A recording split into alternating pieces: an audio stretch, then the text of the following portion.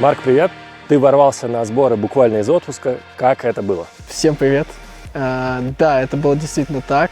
Я прилетел вечером из Таиланда в Москву, буквально вытащил одни вещи, пересобрал чемоданы и на следующее утро полетел в Кисловодск. Первые пару дней было немножко тяжеловато, просто как будто меня вырвали из вот этого райского места, из этих вкуснейших, не знаю, морепродуктов, теплого моря, вкусных фруктов. И вот так резко в работу. Всегда первые несколько дней тяжеловато. Я думаю, что это у всех людей, кто возвращается из отпуска к привычной рутине.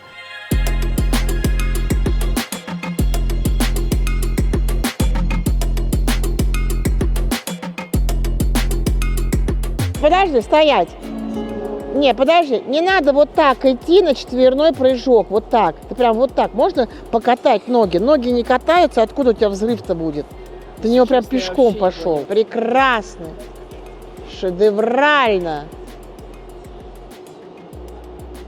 Оно как бы замешивается, знаешь, с чем? Я тебе могу сказать. Вот с тем движением перед дорожкой. Вот такое, как бы, знаешь, соединение. Вот начало я вижу.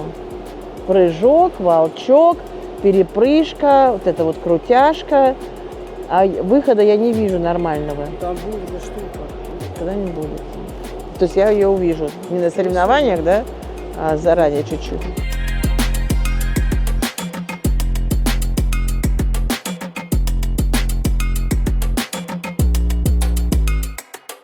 Дыши, дыши, на льду спиной не лежи, дыши. Как мы это будем все доезжать, пока для меня это огромная загадка. Ты здесь на сборах не первый раз, мягко говоря. Какие изменения в своей подготовке ты замечаешь вот на этой дистанции? Я посчитал, что это мой 8-й раз в Кисловодске. Итого примерно, я думаю, что месяцев 7 я провел в Кисловодске. По моим подсчетам, где-то к окончанию моей карьеры, в сумме год своей жизни я проживу в Кисловодске. Я думаю, что можно разделить, наверное, на 2 этапа. Года 20-21. Все-таки тогда я был совсем юниором, только изучал прыжки, и у меня очень много всего не получалось. И, наверное, уже после 21 года совершенно другая работа, более осмысленная, я становлюсь взрослее. А осмысленность в чем проявляется? Я думаю, что чем дальше, тем я стараюсь тренироваться и делать меньше да лучше. Не всегда это, конечно, получается, но в среднем уже не стоит брать количеством, уже нужно брать качеством. Я считаю, что это место идеально, и мне кажется, тот факт, что мы 8 лет подряд ездим сюда, точно подтверждает мои слова. Хорошая база, прекрасный лед, высокогорье, что для нас, для спортсменов в момент сборов, подготовки к сезону очень важно и нужно для того, чтобы выдержать всю эту соревновательную гонку.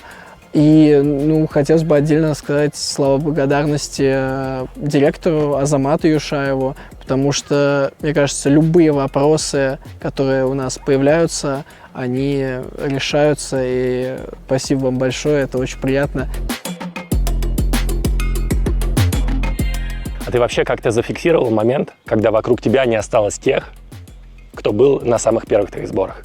Первый такой момент случился пару лет назад, когда закончил со спортом Саша Самарин, который является для меня примером для подражания как спортивным, так и человеческим. И, наверное, еще в момент, когда был Кубок Первого канала, последний прокат, у меня появилась мысль, а вот я первый раз поеду на сборы, а его там не будет.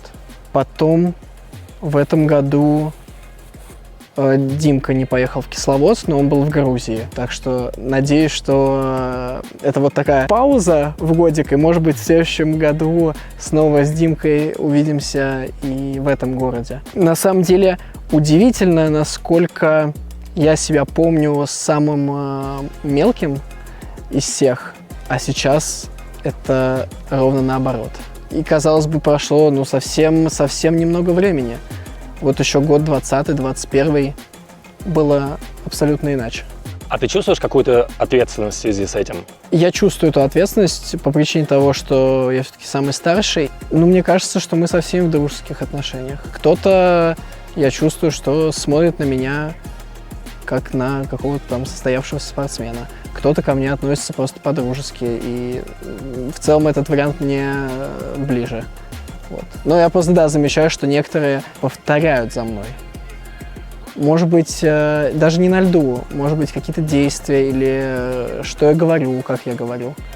Какие-то, может быть, фразы. Ну, я же чувствую, что это то, что я говорю, поэтому я понимаю, что, видимо, в каком-то смысле пример для подражания.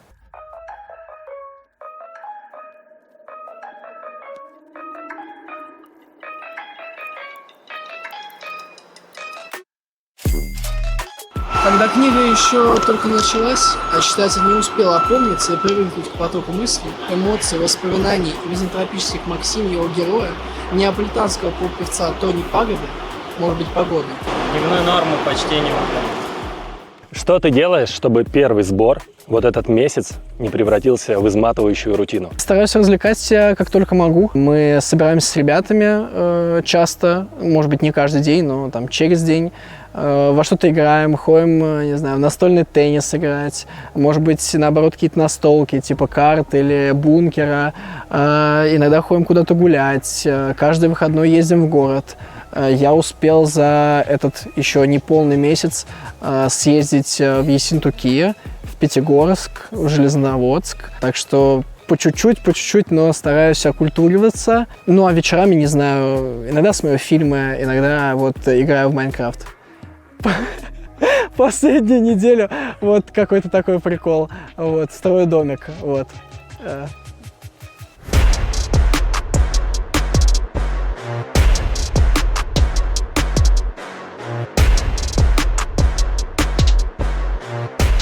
За последнее время ты попробовал себя в разных стилях и жанрах. Насколько тяжелым был творческий поиск в этом году? Он был достаточно тяжелым по причине того, что и у меня, и у всех тренеров Светланы Владимировны есть определенная, я бы сказал, планка минимум. То есть какой-то уровень качества программ, ниже которого мы не можем упасть. По причине того, что, как мне кажется, может быть, не все, но, по крайней мере, подавляющее число постановок, которые у меня были, они контрастируют с, наверное, общей массой. Они могут нравиться, могут не нравиться, но они выделяются. И это их сильная черта. И, конечно, каждый год находить две такие идеи и стараться их реализовать бывает непросто. Первый раз какой-то ступор случился в прошлом году, когда вот короткая Хава Нагила, это был очевидный вариант. Мы знали, что когда-нибудь ее надо поставить, это очень хорошо.